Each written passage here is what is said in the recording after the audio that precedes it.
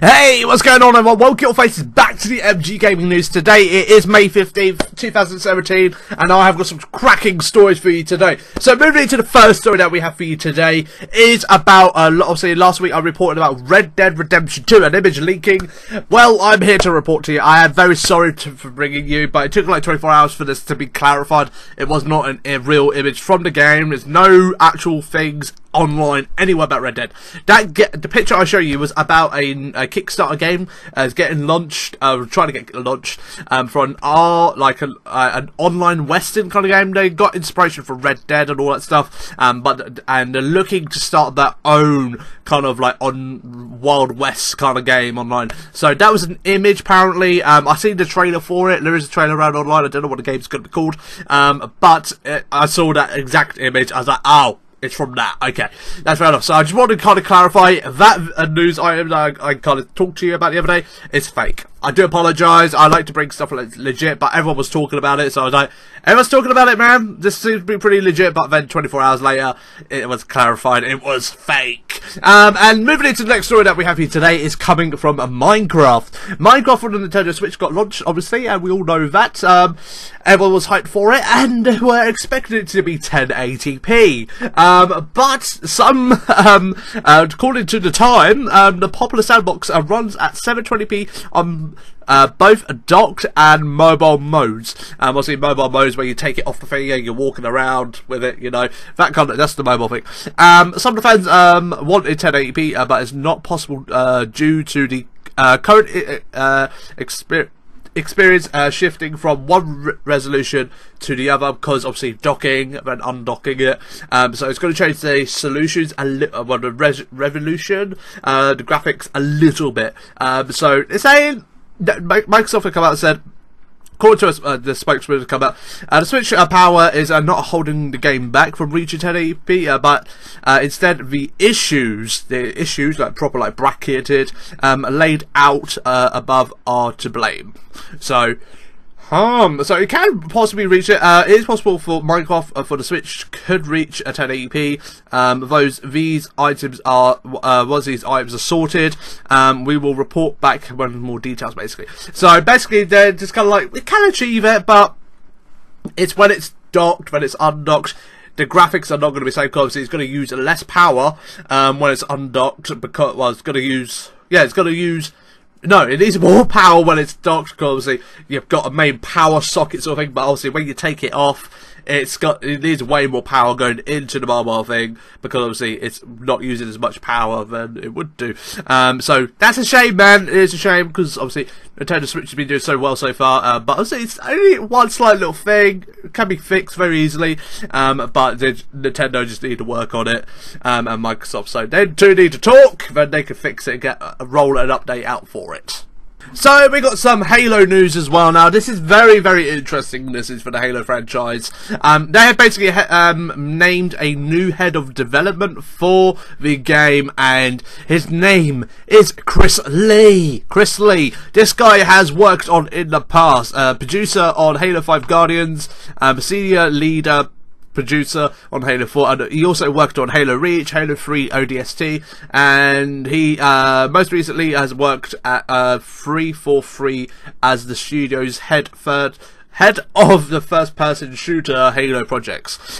So this is a very interesting move for Halo, obviously, because a guy called Dan, who was originally the developer, has moved to a different department in Microsoft apparently, so they opened up a space. So Chris Lee is his replacement for him. So somebody who's Halo good thing. I'll say Halo 4 I found was pretty good.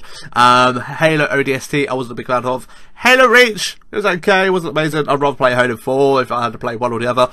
So it's an interesting move, it is, and there's a link to this article.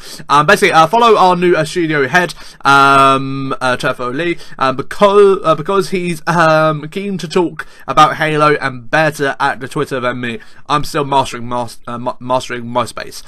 So maybe this guy, he can listen to the Halo fans and be like, yo, what do you guys want in the latest Halo? Also, we talked about this the other day, they wanted more Master Chief in Halo 5, and they've listened to that, they're like, yeah, we basically messed up, we're going to bring you more Master Chief in Halo 6, we promise you that now, and they are listening closely to the Halo fans, because I feel like Halo's lost its edge in the last couple of years. I haven't replayed Halo 5 to be honest, but what I've heard from people who are like hardcore Halo fans has not been the same, obviously, since Halo 3. But they kind of won them over a slight little bit in Halo 4, but it wasn't Halo 3. But in other news with Halo as well, Microsoft confirmed that Halo 3 anniversary is not happening. It's not happening. This is really sad, man. This is really sad.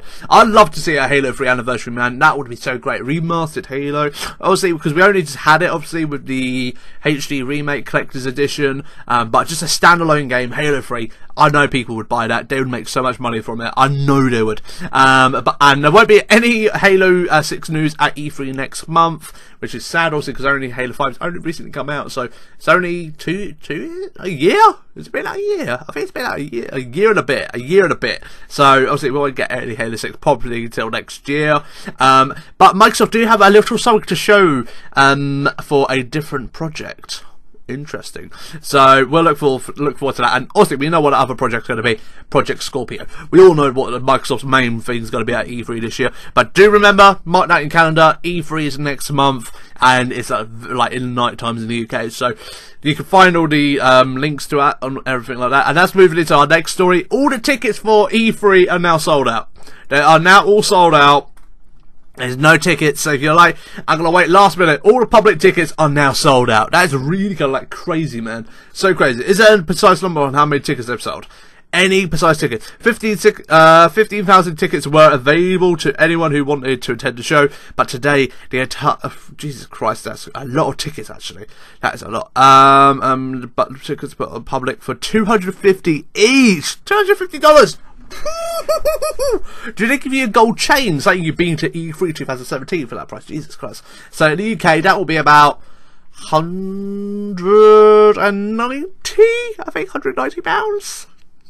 It's the biggest game in event, so I imagine you can charge through the pockets for it, to be honest. But hey, you gotta make your money somewhere, haven't you, at these big conventions? So you know what I'm like. I like to bring you gaming stats and all that stuff and like little infos.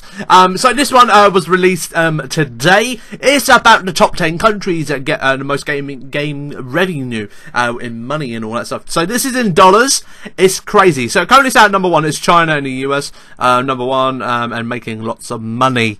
Lots of money. I'm going to put all the numbers here now for you. It's probably going to cover up my face. Well, actually, I'll put it on a different kind of thing so you get the proper like build. Because if you get over my face, it's going to look weird. But it's interesting. But at number 1, China, US at number 2, Japan at number 3, Germany at number 5. I'm surprised by that in a way. UK at number 5. No, Germany at number 4. UK at number 4. Honestly, I'm shocked that Germany up that high because I don't know many competitive gamers in Germany. So I thought UK might. Actually, I'm shocked the UK is number 5. To be honest, I thought it might be number 6. I thought France actually would be higher, to be fair. But here's a chart for you.